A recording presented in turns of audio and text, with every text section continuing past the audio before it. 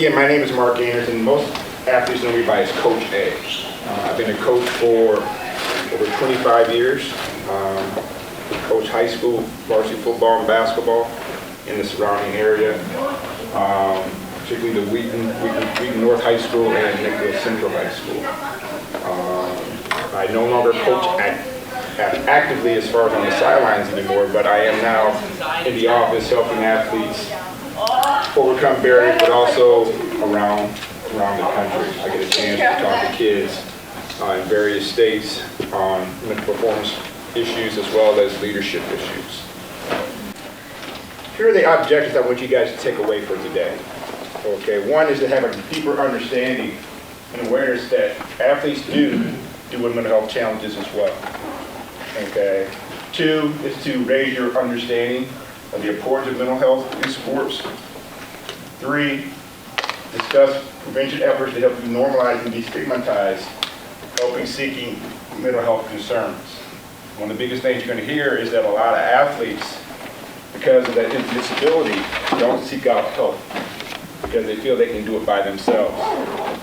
And lastly, we're going to discuss preventive efforts to help equip and empower athletes to improve their mental well-being by adopting more resilient skills and strategies. That resiliency is something that I think got lost when COVID hit. The thing that made kids resilient, they learned how to push through things. When COVID hit, we took all those skills away from them. And now kids are struggling immensely to get those skills back as we've gotten back into the swing of education.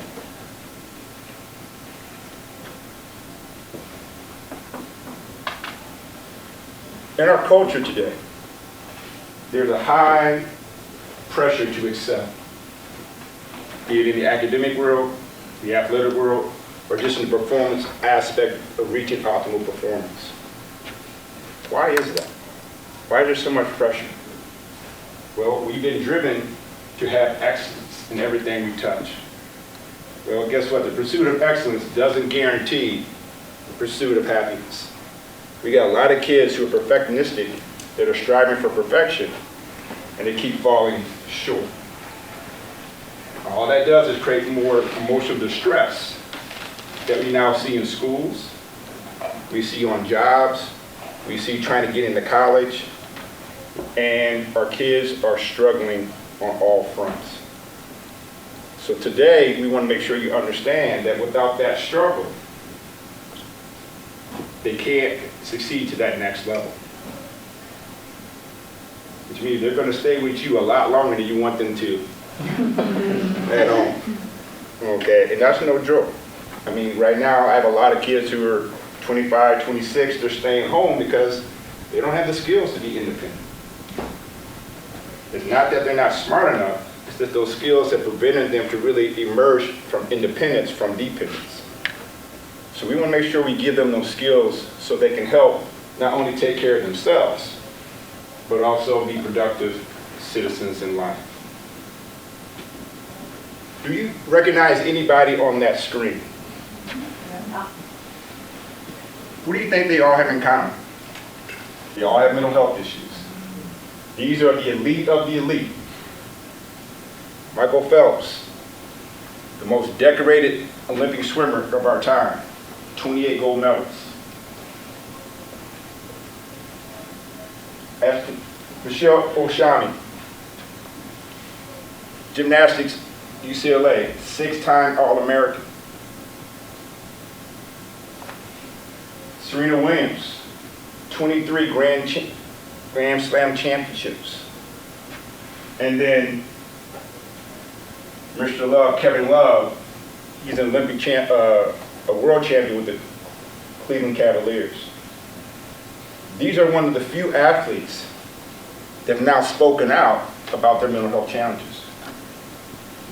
Again, there's a crisis right now, we call it the silent crisis. That silent crisis is we don't talk about athletes struggling emotionally. Because in our society, we're supposed to be at the top of the food chart to show that we're the toughest, no pain, no gain mentality. Well, guess what? There's a pain called emotional pain. We got a lot of kids struggling emotionally in silence. And it's debilitating because they want to do better. But the fear is if I talk out, I'm going to be viewed as being soft. Okay? I'm going to have a fear of what my teammates might think. Will I make the team? Will my coach reject me? Because that cliche of I had to be tougher than the next person. That facade is undermining our ability to function in society.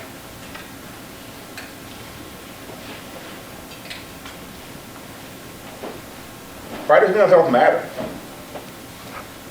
Well, it matters because none of us are exempt from mental health struggles. We all struggle. Everyone in this room has had some type of moment in their life where things didn't go the way that they wanted. The difference was we all learned skills on how to overcome them. Some way, somehow, we learned those skills to be more resilient. Well, today, because of the increased overschedule of our athletes, we're talking about athletes who work academically all day, they practice all day, then they go home and study all night, and they do it over and over and over, and they have no way to have any emotional breaks. And without those emotional breaks, they're now becoming an adult, which means they're not really enjoying their youth. They're supposed to be a kid. Your 16-year-old, he's still a kid by society. Okay, he's supposed to be having fun. He's got the rest of his life to work. Okay, but that's not what our society says. Our society says, go, go, go, go get it, get it, get it. You got to get that scholarship. Well, guess what? Very few people actually get that scholarship. And if they do get it, if you're paying attention to the NIL with money that's now part of the athletic landscape, if you're not producing, they can take that money. Do you realize that?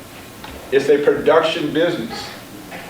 And a lot of parents don't realize that, and they're pushing their kids with all this pressure to achieve, not realizing it's a business that they're about to enter in. And their kid gets there and they realize that, oh my gosh, I don't want to do this anymore. And now they're struggling because all these expectations to do it. And now I feel bad because I've let not only my parents down, let my teammates down, let the team down, but more importantly, I let myself down. And now you trickle into the bigger themes of anxiety, depression, suicide, eating disorders. All those mental health issues now are at the forefront. So that's why it matters.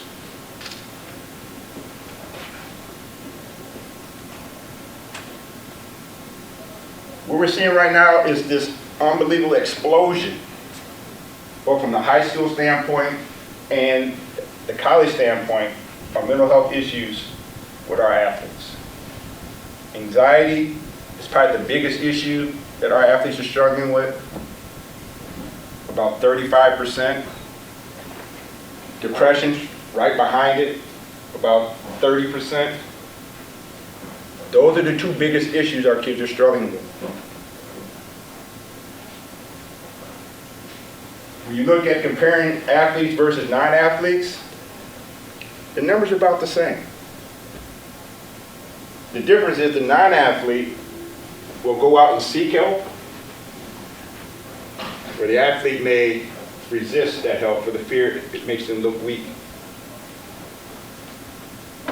There's strength in asking for help. And we got to be able to rewire our kids' brains and reteach that it's okay to ask for help. I mean, how many as parents, you want to have a little disclosure, how many of you parents have kids who have disabilities? Be it learning disability, ADHD, some online anxiety? Appreciate your honesty, okay? Without those accommodations, your kid would struggle immensely. But they had to overcome that getting help is okay. And now they realize, hey, I'm okay to get help.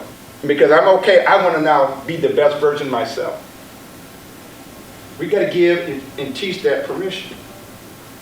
And athletes is probably one of the biggest vulnerability populations out there, because we've been inundated to think you got to be the best at everything and you can't have any problems or any blemishes. And that is just blinded mystique.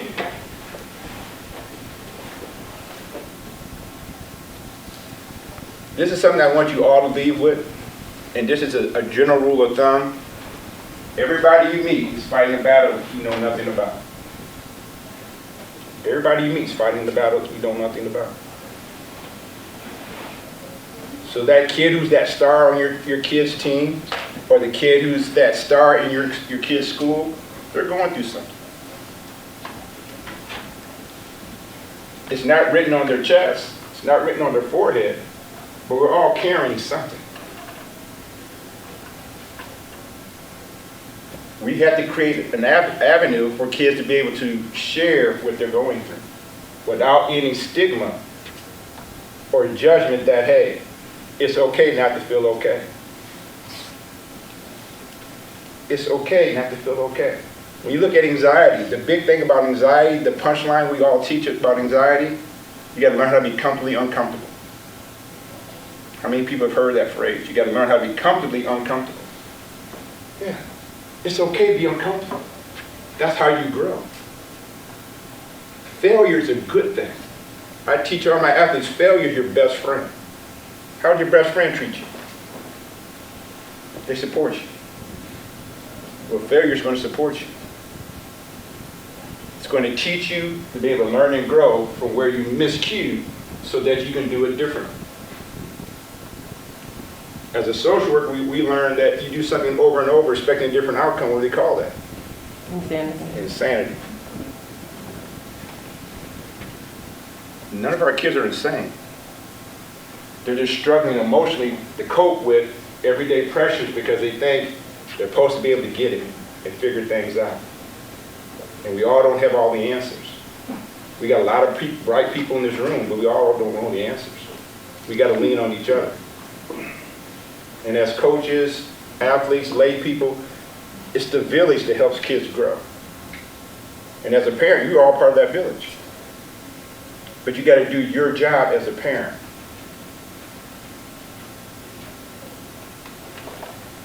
Definition of mental health. The Center for Control of Disease Control says this.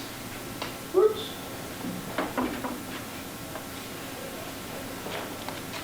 Mental health includes our emotional, physiological, and social well-being. It affects how we think, feel, and act. It also determines how we handle stress, relate to others, and making healthy choices. CDC says, teaching our kids how to make better choices will help them deal with life stressors. Life will always throw you lemons. Our goal is to teach our kids how to make lemonade. Doesn't matter what flavor, they got to learn how to make the best of their circumstances. Because life doesn't afford you to have everything work your way. And for athletes, they have a perfectionist mindset. They want everything to work their way. They got to be perfect. I tell kids all the time, you're never going to be perfect. Ever. Why? Because you were born into imperfection. We were born into imperfection. So we can never be perfect. Hall of Fame coach Vince Lombardi says, we should always chase perfection. Understanding we'll never catch it, but we want to catch excellence. What's excellence? Well, if you look at the traditional grading scale, excellence is 90 to 100. That's excellence. So what's the difference between a 92 and a 98? There is no difference. They're both A's. 92 and a 98 is still excellent, still an A. When you submit that to college, it's going to say A. It's not going to say A plus, it's not going to say A minus, it's not going to give you a percentage, it's just going to say A. But when I asked my perfectionists, they like, it wasn't good enough. It's like, that was your best that day. You should be grateful that you did your best that day. Celebrate those small successes. Because you're never going to hit the bar at 100 all the time. It doesn't happen. We just watched the Olympics several months ago. Everyone didn't run Olympic times, but they still won gold. You can still be successful without being the best of the best. You just need to cross the finish line first. And if you graduate high school, that's an feat already that you were successful. No matter what your grades were, you accomplished the goal. It's now a building block, not a stumbling block. But it's helping our kids be rewired so that they can feel better about themselves. On the screen, you see there's two differentiations between mental health and mental illness. When you're healthy, you have the ability to cope. You have some level of skill set that says, hey, I can rise above what I'm struggling with. From a biblical standpoint, this too will pass. This too will pass. In the moment, it doesn't feel good, but this will get better. Mental illness, it's not going to get better. You have something that's impairing your daily functioning in more ways than one. And if we can't address and get underneath it, that could be your life's work. It doesn't have to be that way. Again, having anxiety is not a bad thing. Having ADHD is not a bad thing. Either you've experienced something that's now impacted your level of performance, but now we got to help you with skills to help you overcome those performances. And it's all about skill-based. What I do every day is teach skills. That's what I do. If you come to see me, for me to tell you what to do, you're in the wrong office, because I don't do that. One, you're not going to listen to me because you don't listen to your parents. So I'm here to help you learn skills. Once you learn the skills, then you can empower yourself, which means you now can change. No matter what you face, you have the power to change it yourself. There are things in life you can control, there's things in life you can't control.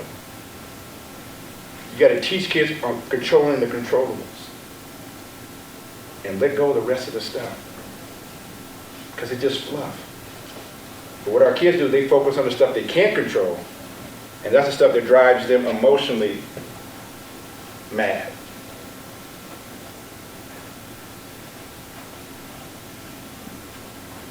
Balancing school and sports.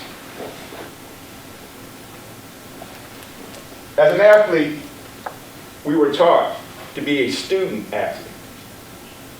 That student actually comes first. Due to the high pressures of today's society, kids are now athlete students. For those who are in the AAU world, club world, you're spending thousands and thousands of dollars every year for your kid to try to chase that scholarship out there, to give them the best opportunity to play in the best teams, and they neglect everything else in their life. Their whole identity of who they are is tied into their athleticism. And I try to teach kids, you're more than just being an athlete. You're a brother, a sister, a grandson, an uncle, a friend. You need to embrace all parts of yourself, not just the athletic part. Because at some point in time, they're going to take the air at that ball. You're not going to be able to play that ball. And then what are you going to do? Our kids never think about that. That's the reality. The NCAA actually tells you that. They tell you that most of our athletes will go professional with something other than our sport. That's their disclaimer. So getting to the highest level, they tell you only a certain percentage is going to make it to the professional level. But most of you will be professional in any other endeavor that you're going to chase. But if you're not healthy enough, you're going to lose out on your sports and you'll lose out on life. So we don't want to have our kids put all their eggs into that athletic basket. You got to find the balance. I will give you some of my secrets today of teaching those balances. When you look at those balances, what are our kids juggling? Academics, friends, social life, their training, competition, and all day long, they're being the juggler. And some days all the balls fall.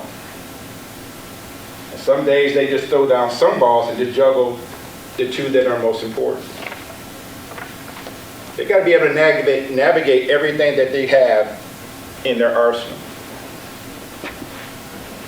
That doesn't mean everybody gets an equal share of all that. There are going to be nights where, guess what, you're not going to be able to talk to your friends. And that's okay. Because you got a game, you got to get home, you got an AP test tomorrow, you got to study for that. There are things that are going to take a priority. It doesn't mean that you neglect your friends totally. It's just on that day, they just don't get that part of you. Or realize that, hey, I got to put more time in my academics, which means maybe I don't go to practice today. And it sounds absurd not to go to practice, but guess what? I'd rather have my kids eligible in passing classes than playing on the court and failing classes. Again, it's about the priorities. Do you realize in the state of Illinois, your kids can get 5 D's and still eligible to play basketball, football, soccer? That is the state threshold. If you are a D student, you are eligible to play sports by the state of Illinois. People look at me like, what are you talking about that? It's true. Now, some schools have a higher threshold where they'll hold their kids a little bit more accountable, that they got to have C's or better in order to be eligible to play their sport, which I think is awesome. Okay, because it takes no effort to get a C. If you show up in class and pay attention to class, you should be able to get a C without any problem. If you got some mental health issues or academic issues, you can get help, you still get a C. Okay, it's about effort. But that's the threshold. D's. By learning how to juggle this, they become more empowered to be their best version of themselves. Without the effectiveness of juggling this, 1 or 2 of those things are going to take control, and that's going to dominate their emotional distress. If I'm not performing well academically, that's going to trickle over to the performance athletically. If I'm not having good relationships with my friends or girlfriend, boyfriend, that's going to trickle over academically or athletically. It's a domino effect. And for those who have kids, maybe you've seen this, or maybe you tried to head it off in the right direction. But all it takes is just one. One domino starts to fall, they all start to fall.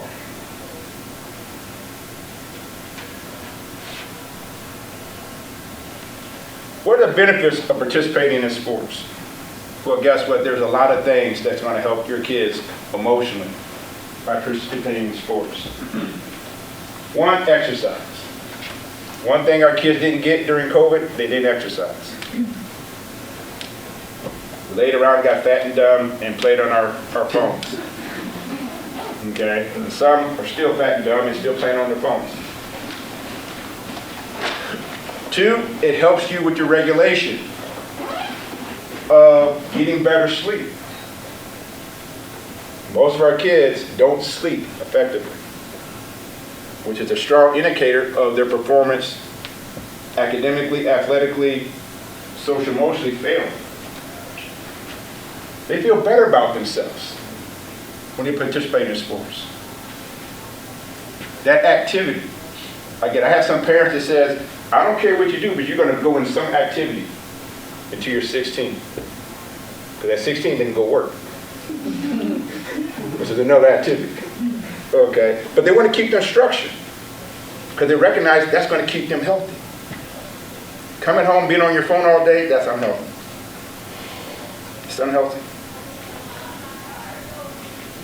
It helps reduce anxiety and depression. It doesn't eliminate it, it reduces it. We live in a crazy world right now. and anxiety and depression are running rampant. So our kids are going to be dealing with a lot of that in different shapes and sizes. But the most important piece of sports is kids are having fun. Having fun. Statistically, over 75% of kids quit sports because they're not having fun. 75 to 80% quit sports because they're not having fun. Do you know what age that is? By age 13, by the time they get to high school, they're done. I don't want to do it because it's now become a job. And for a lot of sports, if they're doing AAU, it is their job. Club is their job because they've been told this is going to help you get to that next level. You're going to get that scholarship, they're going to pay for you to go to school, blah, blah, blah, blah. It all sounds good, but it comes with a lot of price. And a lot of people don't realize that price. And you're going to pay that price if this is what you want to do. But if you're not having fun, you won't be able to appreciate the price that you're paying.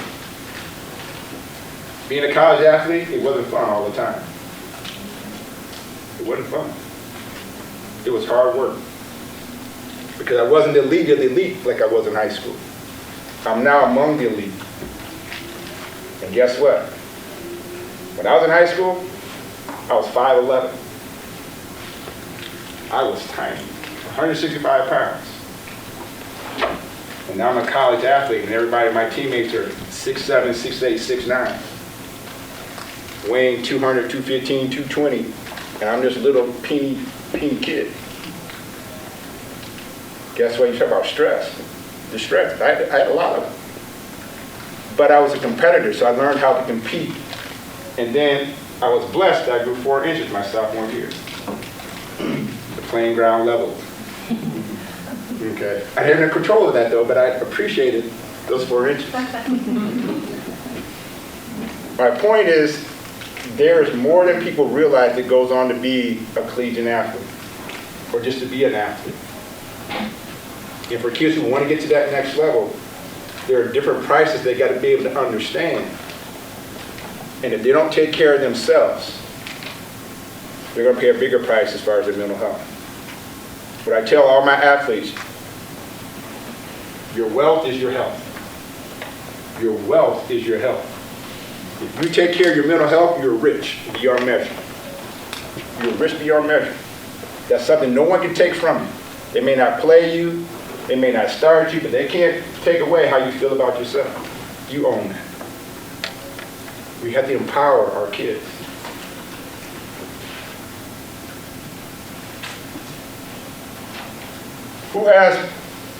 Who's a sports parent in this room? All right, love you, love you. The big issues I see on a day-to-day basis, these are my high school athletes, and most of the high school athletes I work with are elite, which means they have a skill set athletically that allows them to compete at a level that most kids will never get to. And they all have beyond college aspirations. The biggest issue, lack of confidence. They struggle with their belief system. 2, fear of failure. They can't tolerate not performing well. 3, emotional control or composure. Social approval. They want the approval from everybody, including you parents, to let them know that they're okay. Or they're comparing and contrasting themselves with other athletes. And I always tell them, you'll never be like such and such. No matter what you do, you'll never be that person. In our generation, if you're from a true Chicago fan, if you were a Bulls fan, everybody had that saying, want to be like Mike. You're never going to be like Mike. Never going to happen. I've met Mike. Okay, I've hung out with him. It ain't going to happen. But you can be the best version of yourself. Be the best version of yourself. Do the things that makes you happy. That gives you an opportunity to go out there and have the fun while it still lasts, enjoying your sport. Because when you do, you'll get the most of being a sports athlete. If you tie everything back to your identity, tie everything back to, I have to be the best of the best, that self-critical part of your brain,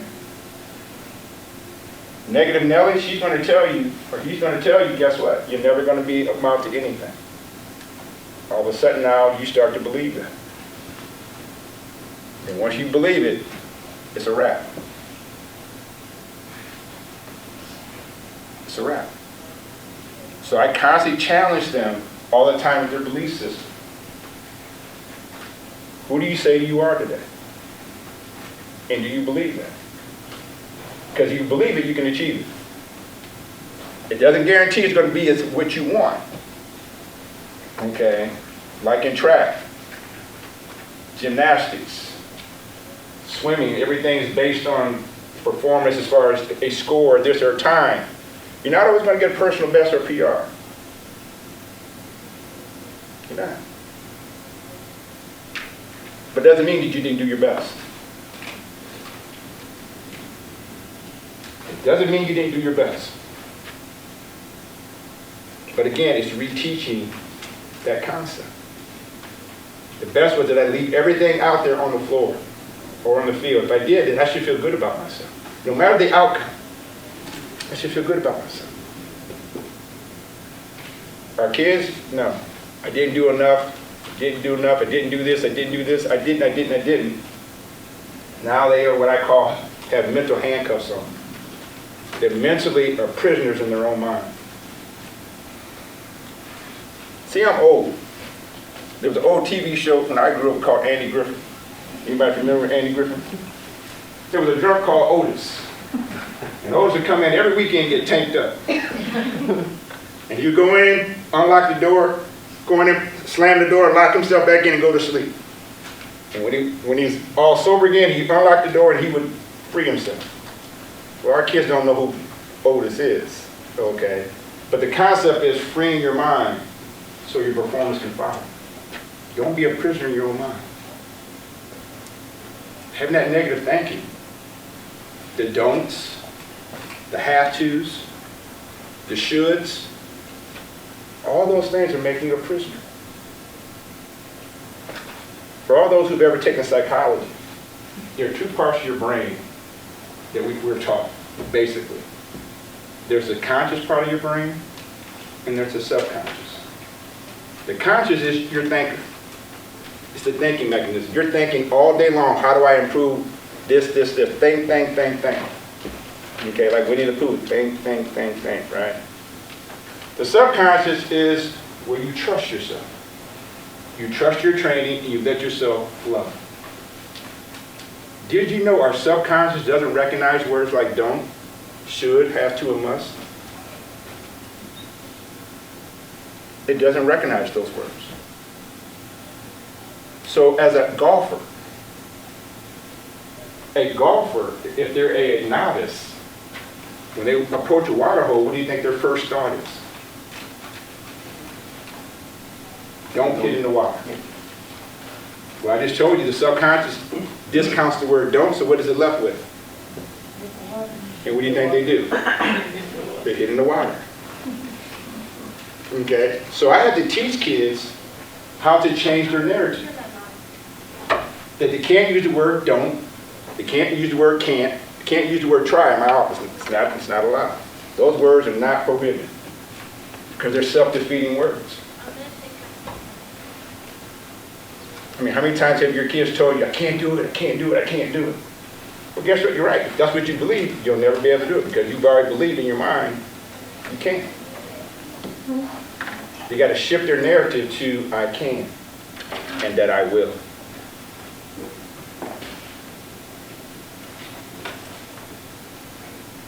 What about these strategies or barriers? And your kids struggling with those, high expectations that you're giving them that they've adopted. Pressure to win from their coaches. Overwhelming schedules, be it their schedule at school, being an AP student, honor student, or just their overall daily schedule from the time they wake up until the time they go to bed. There's no break where they actually get a chance to be a kid. All these things are impacting their mental health.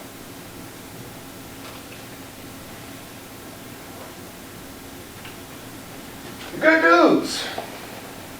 You and your kids are not alone. You're all in good company. Because on any given day, we all are dealing with those kind of struggles. Every day. On a continuum, some days are less than others. Other days it's really, really high. Other days it's very low. But we're all dealing with it. It's about how do I cope with it and move past it. That's the key.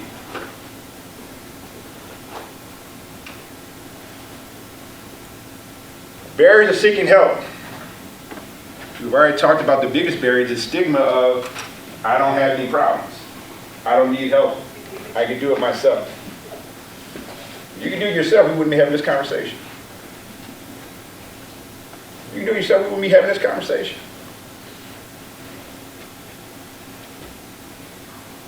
Being tough enough is not the answer. It's being smart enough. It's being smart enough to realize that I don't know all the answers, or I need to get some help, that someone can help me. That help is strength and courage, not weakness.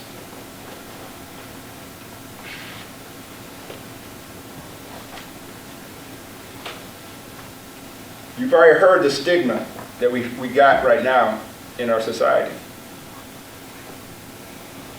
It's silent. No one's talking about mental health issues with athletes. No one's saying to these kids that it's okay to struggle, but there's ways we can help you. The message is, you're not tough enough. Toughen up. You can push through it. You can do it. Well, they're telling you, indirectly and directly, they can't do it. But are you listening? That's my challenge to you as parents. Are you listening to your kids?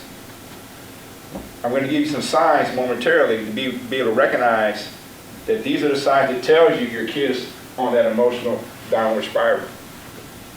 But are you listening? Or is your agenda bigger than their agenda? Are you living vicarious through your kid? I get a hamper those parents from time to time. And I always tell the kids and the parents, it ain't about you. Your season of life is past. This is their season. Help them get the most out of their season so that they can be functional members of society. If you want to know if you're a good parent or not, look at how your kid is pushed through life transitions. And are they functional as young adults? Or did you handicap them based on your own agenda, and now they can't function, hold a job, hold a relationship, because they don't know how to do things without you?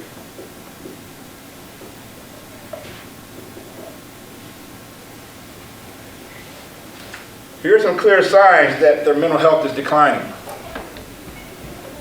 Irritable. Definitely see a lot of that. A lot of emotional control or anger issues. Okay? That's one of the biggest indicators. If their grades start to drop, something emotionally is off. Something emotionally is off. Okay?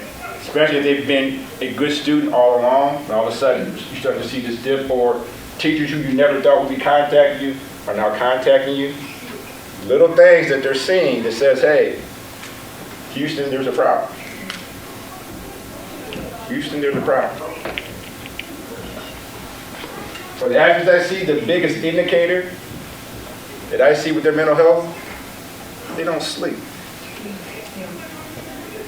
Or they sleep too much. I recently had a kid who told me that he would go to school all day long, he'd come home at 3 o'clock, and he would sleep from 3 to 9 p.m. And I said, what in the what is going on with you? Because I did not know him. But what I discovered was he was going to bed at 4 o'clock in the morning. And he was just pushing through school and come home, and then he would just sleep. Because his sleep schedule was so erratic. And guess what? So was it that going to be performance? Because he wasn't sleeping, which means his mind and his body didn't have a chance to recover. So he's pushing through on just natural intelligence. And that won't hold up if you're not sleeping right.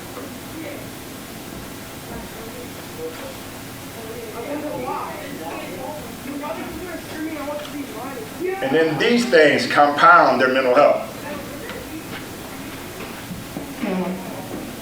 In season, off season. I have 2 athletes right now who decided to take off their summer and not play club or AAU. One is 13 and one is 15. They made that decision that, you know what, I'm burnt out, I need a summer off, I just want to be a kid. I was like, great. You made that decision, now we didn't get to sell that to mom and dad. Okay, but I got your back. Okay, but they made that decision. They said playing is not really the most important thing. I need to work on my individual development. That's going to help me more than just playing. One, your family's going to save a boatload of money. Okay, versus you being frustrated that they're not getting the most out of the money that you're investing in. Okay, because it's an investment, right? Okay, a big time investment. And then you being pissed off, and then that trickles over to them, and then, you know, I appreciate it. I'm here with you. Okay. Yeah. Like the playing time. Everybody wants to play. Well, guess what? The higher you move up, playing time is earned, not given. Even though you might have the money, you're going to be paying for them, but you're not paying for them to play. You're not. Unless you create your own club and your husband's, you know, do the coaching where you have that kind of control. Okay. But playing time is earned. The problem is when all these things start to unravel, it leads to high-risk behaviors. Which means now kids are now self-medicating to feel good. Vaping, THC, other kinds of things, drinking. You realize the early onset of alcoholism for teenagers? It's like 13 and 11 onset. Male versus female. Females are a little bit smarter than males, you know. But yeah, so early onset for substance abuse is really, really young. And guess when they don't feel good, they find something that makes them feel good. And then addiction becomes the other barrier that now they got to deal with.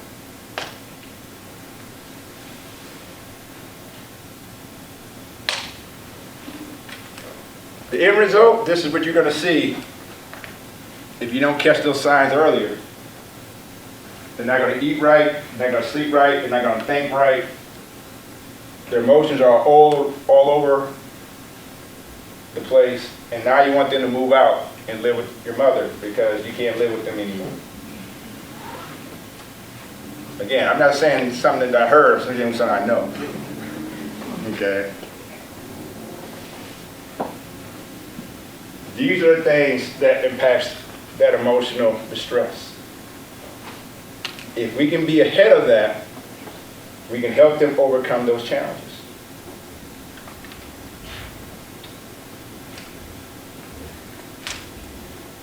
Here's another point for you to take away. A student experiencing mental problems is injured, as if they had hurt their ankle, hurt their toe, broke their arm. Mentally, they're injured. Something's impairing their performance, and now they need some assistance. So if your son came and said, you know what, my shoulder, I think I did my shoulder, you're going to take him urgent care, right? You're not even going to think about it. Take it urgent care so we can address it. Well, guess what? If he's feeling down, kind of lethargic, kind of starting to get a little distance, you may ignore that and say, well, he's just having a bad day or he's in a funk. There's something stirring that you need to address before it gets out of control and now you have a bigger problem. Same as.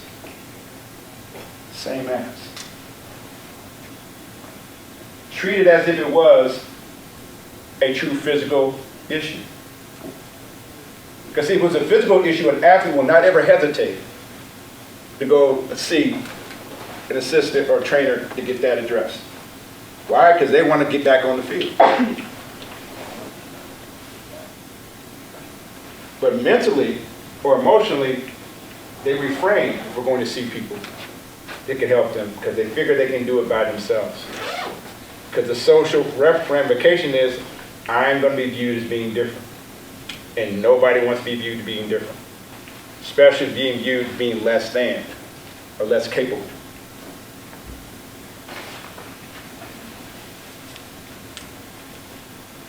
I love this image because it really gives you an idea that mental health is on a continuum. If you look at the far left, it says self-care and social support. When you got great support from your family, your friends, your teammates, your coach, you become more resilient. It doesn't mean you don't have episodes of distress, but that support helps you push through those things. When you don't have that, once that impairment starts to go in that downward spiral, that's when they're going to need more professional support. Finding someone at school first, I would seek out. Being a former school social worker, contact the school, see what they can see, what they see differently, okay? And then you might seek out a professional, either licensed professional counselor, social worker, psychologist, or psychiatrist to be able to see what else we can do to support them. Signs of distress. This is a great table for you to look at. Those red flags, physically, change in their appetite, poor sleep are the two biggest issues, or underlying GI issues. I've had a lot of kids with underlying GI issues that really let me know that something else is going on, and that's helped me identify what really the triggers are. Mental signs, forgetfulness, poor decision making, negative self-talk. Psychological signs, that lack of emotional control or lack of emotional regulation. Something is breaking down. Behavioral signs, again, lying, acting out, withdrawing, isolation, all signs emotionally, they're traveling down that downward spiral.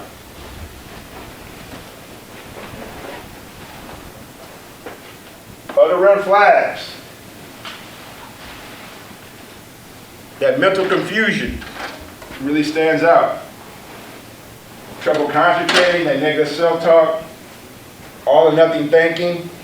They just see everything so black and white, they really can't see the forest for the trees. Okay? Signs that cognitively something's off. Emotionally, again, that agitation. Talked about earlier, that irritability. What's driving that irritability? Feeling out of control, unable to make good choices in low stress or high stress, and just more or less a depressed mood or low flat AFAC.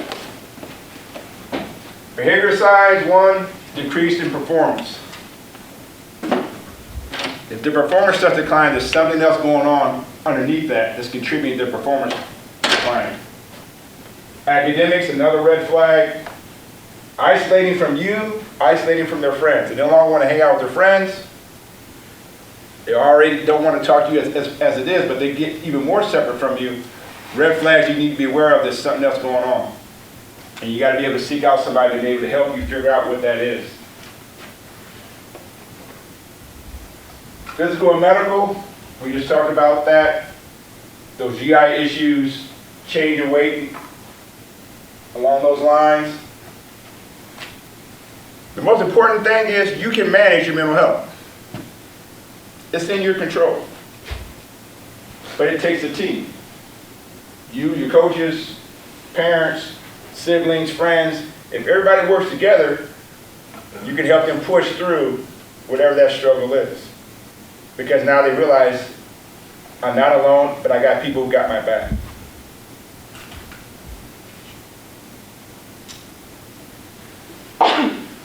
One, what is their friendship circle like? Does your child have a support system that you trust? Are those kids allowed to come to your house? Do you believe that those kids have your best kids' interests at hand? Are they setting goals? Are they setting expectations? expectations or demands or pressures that they put on themselves. Goals are something that you strive for. These things help reduce that emotional stress so that they can feel that they can seek out help without that judgment.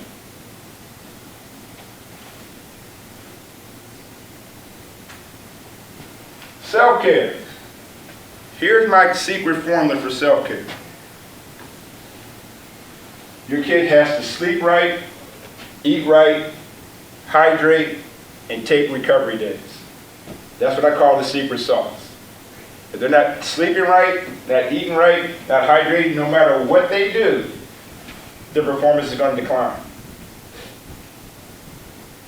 It's going to decline. So, I can't tell you how many kids don't eat breakfast. I'm appalled by how I hear kids don't eat breakfast. We can all do simple math, right? So if you eat dinner at 7 o'clock, how many hours is from 7 o'clock to midnight? 7 p.m. to midnight is how many hours? 5. Midnight to 6 a.m. is how many? 11. Most kids' lunches start at 10 o'clock, which we call brunch. Okay, if they have the late lunch, then lunch might not start until 12. So what's 6 a.m. to 12 p.m.? So how many hours is that? 17. So your kid is gone without having anything of substance for 17 hours. How are they going to function over a period of time? They're not. They're going to break down. And kids don't even realize that they've gone 17 hours without having any substance. The average amount of kids sleep, the kids get on the average, for my high achievers, 6.5. On an average. 6.5. Research, they says you should have 7 to 9. So they're sleep deprived. How can they be at their best if they're sleep deprived? So we just talked about not eating, now they're sleep deprived. And guess what? Most kids don't drink water. So they don't hydrate. Especially during the winter months when we don't sweat, when we need more water, all these things contribute to that downward spiral. From the sleeping standpoint, I challenge every kid to start making their bed.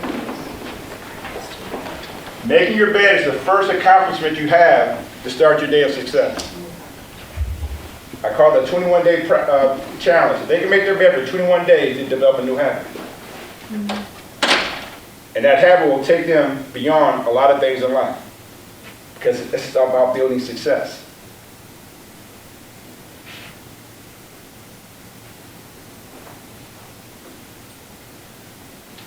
Emotional balance and wellness. Good time management. Having time set aside where they can have some downtime. Be it video game, be it reading a book, listening to music. That time should be blocked out where it's there to give themselves every day. For my athletes, I challenge them to get that work done between 6 p.m. or 5 p.m. and 8 p.m. That's the window time they want to get their academics done.